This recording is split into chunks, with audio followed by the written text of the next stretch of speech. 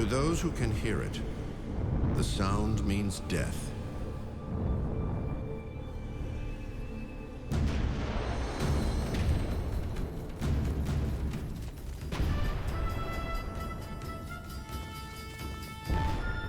America is on the brink of annihilation.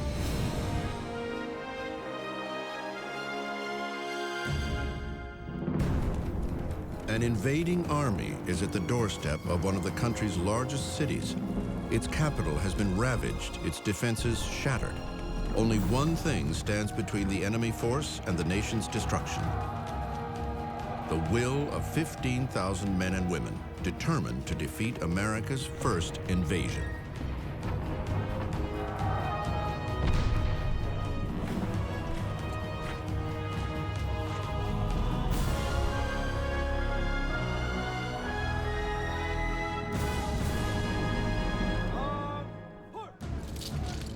The War of 1812 was a strange and at times an illogical affair. Its reasoning was muddled, its execution mismanaged. It was named for 1 year, but took nearly 3 to fight.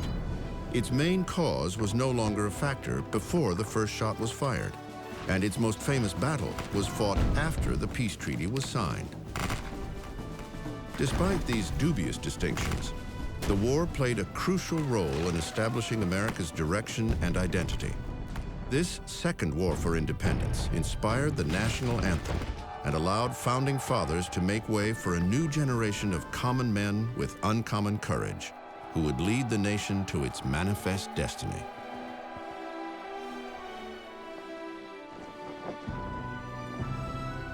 War of 1812 is important because it gave the United States a new standing in the world. It was 30 years after the American Revolution, and now the Americans had a chance to make a statement to the world and to show that they were truly independent. The War of 1812 is a defining moment for this country. It's the first war, the real big war since the Revolutionary War. Is the country going to survive the test of endurance, resilience, determination, unity? It is the story of a childish nation, which, but for the grace of God and a few soldiers, sailors, Marines, almost never has the chance to reach maturity. The War of 1812 is a story as much about a nation in conflict with itself as it is a clash of countries. Early 19th century America is a loose association of scattered states, bordered by a vast wilderness to the west and miles of ocean to its east. Isolated communities are surrounded by uncharted and hostile territory. Americans are intertwined by one thread: shipping.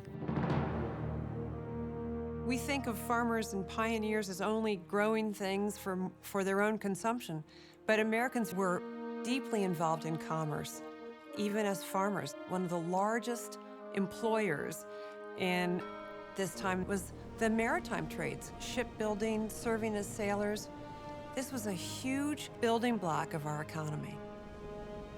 But for most of the decade, that way of life has been on the brink of extinction. Great Britain has continually violated America's shipping rights on the high seas.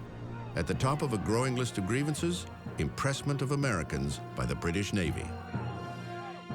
The British at this time are fighting an important war against Napoleonic France, and in order to fight this war, they need manpower for the Royal Navy. So they're stopping American ships on the high seas and forcing Americans to serve in the Navy. There were thousands of British sailors had deserted to the American Merchant Marine for better pay and conditions, and many of them take out citizenship.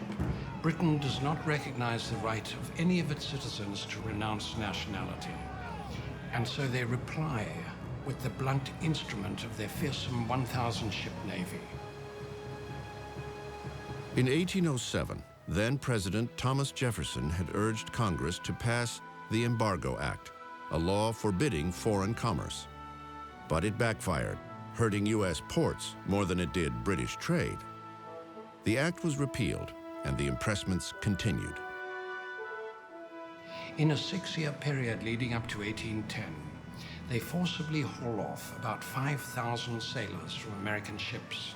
About 1,300 of these are later found to have been born in America. So you can imagine what this did to the national feeling. But impressment reflects a more extensive and dangerous tension between the two countries, something that never really ended after the Revolutionary War. Some of the merchants in the Northeast looked to the British as their great friends in commerce, but other Americans are very aware of a sense of animosity that lasts for decades between the two countries. And we know that the British are very eager to maintain some control in the Mississippi Valley. They are inciting the Indians, they're aiding them, and American settlers feel the British are the reason that they're being attacked by the Indians. The rising tide of resentment was about to become a maelstrom, and at its center was a man who realizes that war is quickly becoming all but inevitable. At just 5 feet 4 inches tall and only 100 pounds, a pygmy as one political foe described him, President James Madison is a slight man, but he is also the towering intellect among the founding fathers and the architect of the Constitution. Madison is a complex guy. He is not very impressive physically, short, he's known as Little Jemmy, but he's got a giant of a brain. This is really one of the most brilliant men on the stage in America at the time. But if you met him, you would think, kind of a cold fish. And I think maybe today we'd call him kind of nerdy, but he turns out to be a pretty capable president. But on June 1st, 1812, Madison will put that sacred document through a new and dangerous trial.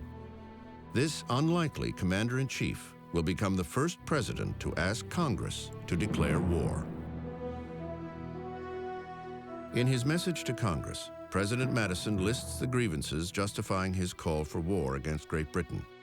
They include interfering with trade on the high seas and inciting Indian attacks on the frontier.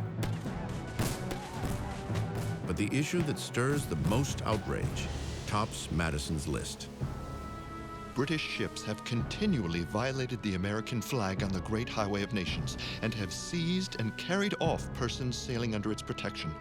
They spill American blood within the waters under our territorial control.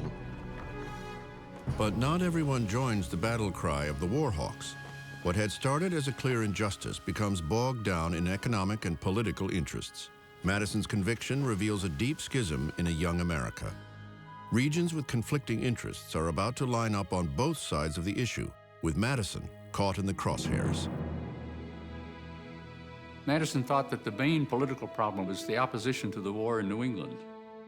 New England opposed the war as they had opposed all of the commercial restrictions that had gone on for 5 or 10 years because they were especially harmful to it economically. Congressmen from New England and members of the opposition Federalist Party argue that this war would threaten their seaport-based livelihood. They accuse the president of embroiling the U.S. in a pointless and costly conflict.